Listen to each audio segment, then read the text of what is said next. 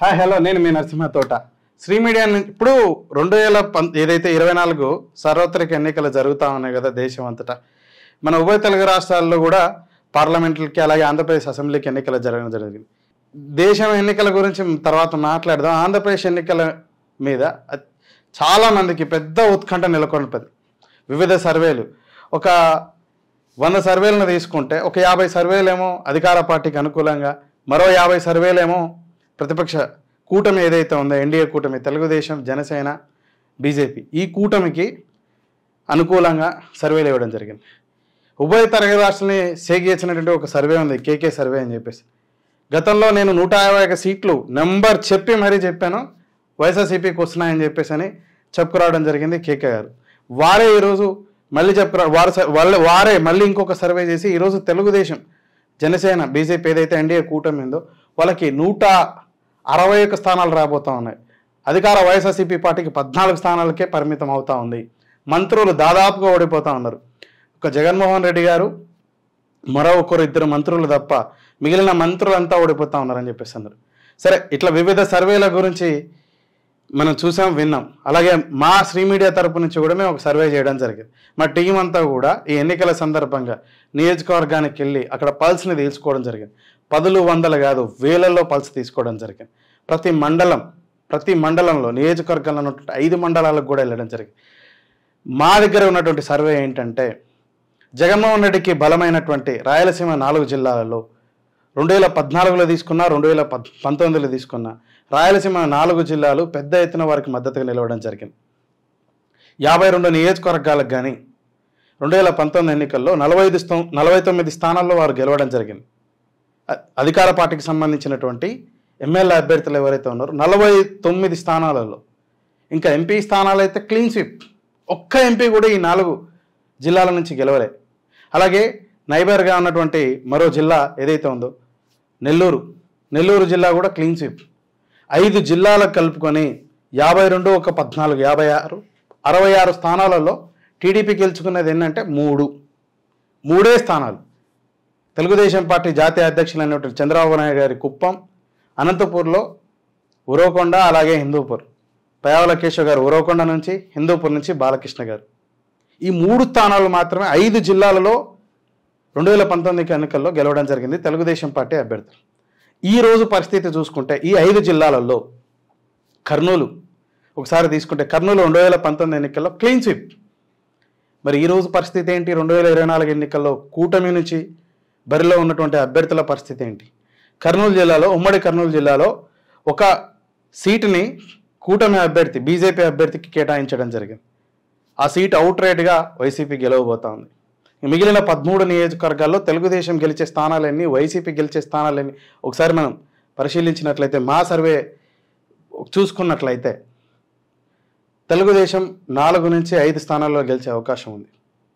శ్రీశైలం, బనానపల్లి నియోజకవర్గం, అలాగే కర్నూలు టౌన్, ఎమ్మిగనూరు, 2 ఏవైతే రిజర్వ్డ్ కాన్స్టిట్యున్సీలు ఉన్నాయో నందికొట్కూరు లేదా కోడుమూరు, ఈ 2 నియోజకవర్గాలలో కూడా ఒకటి గెలిచే అవకాశం ఉంది. అలాగే పాణ్యం, ఆలగడ్డ, ఈ 2 నియోజకవర్గాలలో కూడా 2 కూడా తగ్గాఫర్ ఉన్నాయి. ఇందులో కూడా ఒకటి సీటు గెలిచే అవకాశం ఉంది. సో 4-5 స్థానాలు అయితే తప్పనిసరిగా గెలిచే అవకాశం ఉంది తెలుగుదేశం. శ్రీశైలం, బనానపల్లె, కర్నూలు టౌన్, ఎమ్మిగనూరు, ఈ 4 పక్క. పాణ్యం, ఆలగడ్డ, ఈ 2 ఒకటి గెలిచే అవకాశం ఉన్నది. నందికొట్కూరు, కోడుమూరు ఏవైతే రిజర్వ్డ్ కాన్స్టిట్యున్సీలు ఉన్నాయో ఇందులో ఒకటి గెలిచే అవకాశం ఉంది. ఓవరాల్గా 6 సీట్లలో 6 సీట్లు చాలా వరకు తెలుగుదేశం గెలవడానికి అవకాశం ఉంది. 4 చాలా వరకు ఎడ్జ్ ఉంది, 2 పోటాపోటీగా ఉన్నాయి. మిగిలిన 8 స్థానాలు ఏవైతే ఉన్నాయో అక్కడ చాలా వరకు అధికార పార్టీ వైసీపీ అభ్యర్థులకే అవకాశాలు ఉన్నాయి. ఒక డోన్ నియోజకవర్గం తీసుకుంటే కొంత కోట్ల ఎవరైతే సూర్యప్రకాష్ రెడ్డి గారు ఉన్నారో, ఆర్థిక శాఖ మంత్రి బుగ్గన రాజేంద్రనాథ్ రెడ్డి గారికి గట్టి ఫైట్ ఇస్తున్నారని చెప్పేసి చెప్పుకోవచ్చు. ఇక్కడ ఏదైనా అద్భుతం జరిగితే ఈ సీటు కూడా తెలుగుదేశం గెలుచుకునే అవకాశం ఉంది. సో కర్నూలు జిల్లాలో మనం 4+2 లేదా 5+1 వేసుకోవచ్చు. ఒక 6 స్థానాల్లో తెలుగుదేశం గెలిచే అవకాశం. గతంలో ఇది క్లీన్ స్వీప్. ఇటు నుంచి అనంతపూర్కి వెళ్తే అనంతపూర్లో కూడా 14 నియోజకవర్గాలు ఉంటే 2019 ఎన్నికల్లో గెలిచిన స్థానాలు 2. ఇందాక మనం చెప్పుకున్నట్టు పెనుగొండ, అలాగే హిందూపూర్, బాలకృష్ణ గారు, అలాగే మరొకటి పెనుగొండ, పయావుల కేశవ్ గారు. మిగిలిన 12 స్థానాల్లో అధికార పార్టీ వైసీపీ అభ్యర్థులు గెలవడం జరిగింది. కర్నూలు 2 ఎంపీ అభ్యర్థులు, ఇక్కడ 2 ఎంపీ అభ్యర్థులతో పాటు 12 స్థానాల్లో గెలవడం జరిగింది. ఈసారి ఆ పరిస్థితి కనపడట్లేదు. కూటమి వైపుగా అనంతపురం జిల్లాలో పెద్ద ఎత్తున ప్రజలు మొగ్గు చూపారని చెప్పేసినటువంటి మనకు సంబంధించినటువంటి శ్రీ మీడియాకు సంబంధించిన టీం వెళ్ళినప్పుడు పల్స్ రావడం జరిగింది. 14 నియోజకవర్గాలలో దాదాపు 8 నుంచి 9 నియోజకవర్గాల్లో తెలుగుదేశం అనంతపురంలో గెలిచే అవకాశం ఉందని చెప్పేసి, తాడిపత్రి తీసుకుంటే ఏంటి, పుట్టపత్రి తీసుకుంటే ఏంటి, అనంతపురం అర్బన్ అయితే ఏంటి, పెనుగొండ అయితే ఏంటి, రాప్తాడు అయితే ఏంటి, ధర్మవరం అయితే ఏంటి, సింగనమల 8 నుంచి 9 స్థానాలలో అనంతపురంలో తెలుగుదేశం కూటమి ఏదైతే ఎన్డీఏ కూటమి ఉందో వీరి అభ్యర్థులు గెలిచే అవకాశం ఉందని చెప్పేసి, ఇక్కడ గతంలో 12 స్థానాల్లో గెలిచినటువంటి వైఎస్ఆర్సీపీ ఈసారి 5 లేదా 6 స్థానాలకు పరిమితం కాబోతోంది. పక్కకే కడపకు తీసుకుంటే కడప 2014లో కానీ 19లో కానీ 2014లో అయితే ఒకే ఒక సీటును కోల్పోవడం జరిగింది. 10 నియోజకవర్గాలు కానీ రాజంపేట ఒక్క సీటు మాత్రమే మేడా మల్లికార్జున రెడ్డి గారు తెలుగుదేశం నుంచి పోటీ చేసినటువంటి అభ్యర్థికి గెలవడం జరిగింది. 2019కి వచ్చేసరికి క్లీన్ స్వీప్, ఒక్కరు కూడా తెలుగుదేశం పార్టీకి సంబంధించిన అభ్యర్థికి గెలవాలి. నేడు 2024 పరిస్థితి చూసుకుంటే అక్కడ దాదాపు 4-5 నియోజకవర్గాల్లో పోటాపోటీ ఉంది. 2 నియోజకవర్గాలు తెలుగుదేశం గెలవడానికి అవకాశం ఉంది. ప్రొద్దుటూరు, మైదుకూరు ఈ 2 కూడా తెలుగుదేశం గెలవబోతున్నాయని చెప్పేసి మనకున్నటువంటి సమాచారం. మన టీం వెళ్ళినప్పుడు వచ్చిన pulse Jammalamadugu, Kadapa town, Rajampet, railway Koduru ఈ 4 నియోజకవర్గాల్లో చాలా వరకు ఫైట్ ఉందని చెప్పేసి, ఇక్కడ 1-2 స్థానాలలో కూడా గెలిచే అవకాశం ఉంది. వీరశివారెడ్డి గారు కడప జిల్లా అధ్యక్షుడిగా ఉన్నప్పుడు 6 స్థానాలు తెలుగుదేశం గెలవడం జరిగింది. Subject to my correction 6 or 7 గెలవడం జరిగింది. లాంగ్ బ్యాక్ మళ్ళీ ఈసారి తెలుగుదేశం కడప జిల్లాలో 3-4 స్థానాలు గెలుచుకునే అవకాశం ఉంది. ఆ పరిస్థితులు నెలకొల్పాయి. ముఖ్యంగా ఇందులో షర్మిల గారి పాత్ర ఎనలేనిదని చెప్పేసి అని అధికార పార్టీ నాయకులు, ప్రతిపక్ష పార్టీ నాయకులు చెప్పుకోవచ్చు. క్రాస్ ఓటింగ్ షర్మిల గారు కడప పీసీసీ అధ్యక్షులుగా ఉన్నటువంటి, ఆంధ్రప్రదేశ్ కాంగ్రెస్ పార్టీకి పీసీసీ అధ్యక్షులుగా ఉన్నటువంటి షర్మిల గారు కడప జిల్లాకు మాత్రమే, వారు రాష్ట్ర అధ్యక్షులుగా ఉండి కడప జిల్లాని మాత్రమే ఫోకస్ చేసి అక్కడ పార్లమెంట్ అభ్యర్థిగా పోటీ చేసి క్రాస్ ఓటింగ్ కాంగ్రెస్కి వైఎస్ఆర్సీపీ ఓట్ని తీసుకెళ్లడం కారణం చేత ఇక్కడ ఒక 3-4 స్థానాలలో తెలుగుదేశం గెలవబోతుందని చెప్పేసి. ఇక చిత్తూరు జిల్లాకి వెళ్తే ఇక్కడ కూడా ఈసారి 4 నుంచి 6 స్థానాల్లో తెలుగుదేశం గెలిచే అవకాశం ఉందని చెప్పేసి మన టీం వెళ్ళినప్పుడు వచ్చిన పల్స్ ద్వారా తెలుసుకోవడం జరిగింది.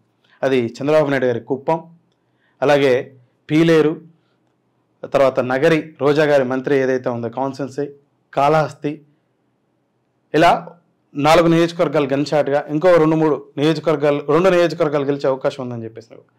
సో చిత్తూరు జిల్లాకు వచ్చినప్పుడు కూడా 4+1 లేదా 4+2 కూడా గెలిచే అవకాశం ఉందని చెప్పేసి. తిరుపతి అర్బన్ కూడా ఛాన్స్ ఉందని చెప్పేసి, చంద్రగిరి కూడా తగ్గఫర్ ఉందని చెప్పేసి, ఏదైతే చెవిరెడ్డి భాస్కర్ రెడ్డి గారు, పులివర్తి నాని గారు ఉన్నారు కదా, ఈ నియోజకవర్గం కూడా. సో రాయలసీమ 4 జిల్లాలు కలుపుకుంటే గతంలో తెలుగుదేశం 3 స్థానాలు తీసుకోగా ఈసారి ఇందాక మనం కర్నూలు చెప్పుకున్నట్లు 4 స్థానాలు గెలిచే అవకాశం ఉంది. అనంతపూర్ 8 స్థానాలు గెలిచే అవకాశం ఉంది, 14. కడపకు వచ్చేసరికి 3 స్థానాలు గెలిచే అవకాశం ఉందని చెప్పేసినట్లు మన టీం వెళ్తే వచ్చిన సమాచారం. 14, 3, 17. చిత్తూరు 5 స్థానాలు గెలిచే అవకాశం ఉందని చెప్పేసి 22.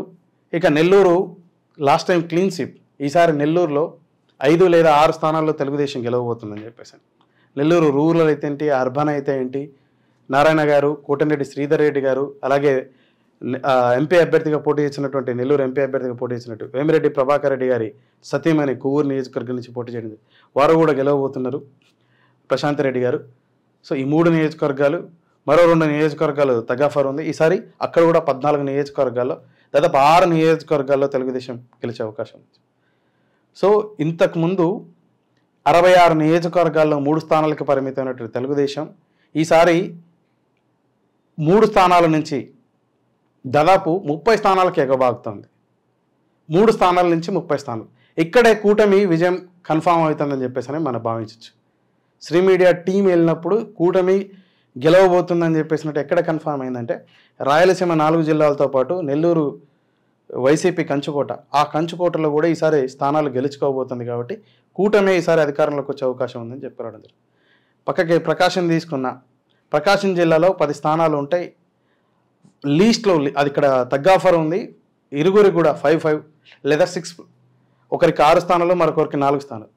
కూటమికి 6 స్థానాలు వచ్చి వైఎస్ఆర్సీపీ పార్టీకే 4 స్థానాలకు పరిమితమే అవకాశం ఉందని చెప్పి అద్దంకి తీసుకున్నా, పర్చూరు తీసుకున్నా, చీరాల తీసుకున్నా, కొండేపి తీసుకున్నా, ఒంగోలు టౌన్ తీసుకున్నా, ఇలా దాదాపు 6 నియోజకవర్గాల్లో ప్రకాశం జిల్లాలో తెలుగుదేశం గెలిచే అవకాశం.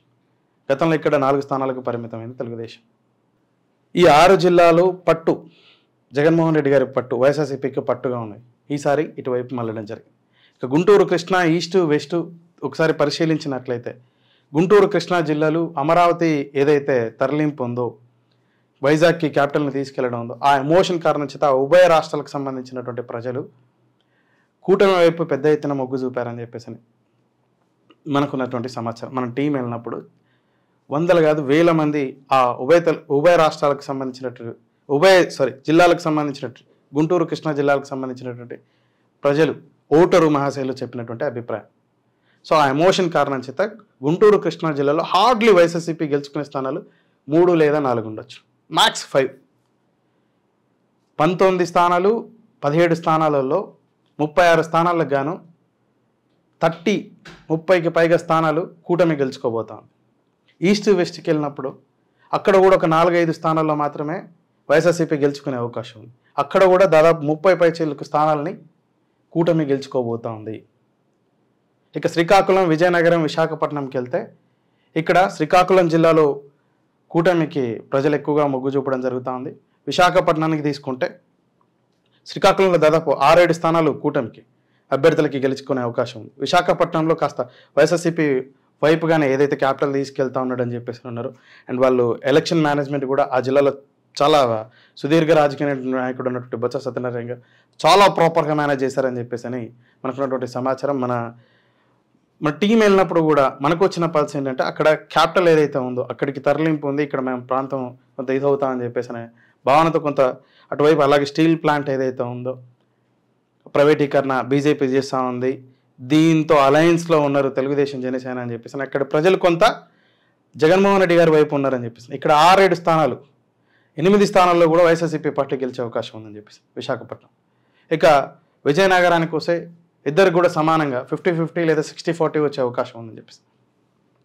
ఓవరాల్గా తీసుకుంటే ఇందాక మనం మాట్లాడుకున్నప్పుడు రాయలసీమ 4 జిల్లాల నుంచి దాదాపు 30 స్థానాలలో 26 నుంచి 28 స్థానాలు, మ్యాక్స్ 30 సీట్స్ దాకా కూటమి గెలుచుకోబోతాం.